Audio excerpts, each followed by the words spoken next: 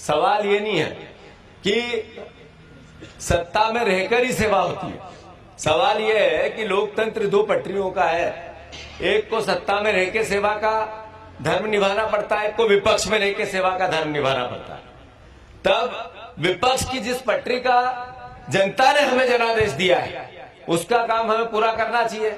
जब नरेंद्र मोदी जी पहली बार चुन के आए थे तो उन्होंने कहा बहुत हुई महंगाई की मार, अब की बार मोदी सरकार। तो आपके घर में जो तेल उस समय 60 रुपए का था अब तो 30 रुपए का हो गया होगा। जो पेट्रोल 60 रुपए का था वो 25 रुपए का हो गया होगा। अरे कैसा देश है। पानी की बाटल अच्छी कंपनी की एयरपोर्ट पे खरीदो तो 120 रुपए, 100 रुपए। सरसों का तेल, मीठा तेल खरीदो तो 100 रुपए का। पेट्रोल खरीदो तो 100 रुपए का। डीजल खरीदो तो 100 रुपए का। अरे सब भाव 100 रुपए। तो ये देश में इस तरह के वातावरण की हमें बात गांव गांव गली गली करना चाहिए या नहीं करना चाहिए? अरे मोदी जी ने कहा था किसानों के आय दुगनी कर दूंगा। अब तो गेहूं 3000 का बिकना मंडी क्या होगा?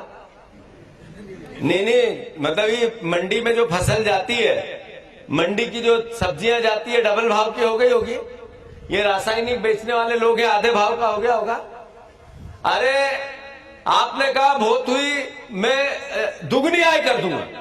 10 साल में जो थी वो भी रह गई। तो ये सवाल हम घर घर गांव गांव नहीं कर सकते हैं। अभी बीजेपी ने चुनाव हुए तो उन्होंने कहा कि हमने कहा 3000 रुपया कुंटल किसानों के गेहूं का दाम होना चाहिए। बार बार का, 100 बार का, 1000 बार का, जब अवसर मिला तब का। तो बहुत लोग सवाल उठाते थे, बीजेपी के भी उठाते थे कि ये जीतू पटवारी अकेला चिल्ला रहा है, राव के परिवार का आदमी ही अकेला चिल्ला रहा है, फिर असर नहीं होता उस बात में। तो फिर वो 2700 रुपए उनके घोषणा पत्र में क्यों करते? किया नहीं किया? अरे किया कि नहीं किया?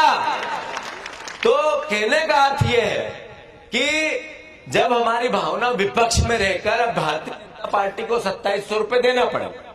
हम विपक्ष में थे, हम दूसरी पटरी पे काम कर रहे थे, पर हम किसानों के भले की बात कर रहे हैं। और अल्टीमेटली आज नहीं तो कल बीजेपी बच नहीं सकती है। न मोहन यादव जी बच सकते हैं, न पूरी सरकार बच सकती है। हर हालत में देना पड़ेगा, छोड़ेंगे ही नहीं इनको।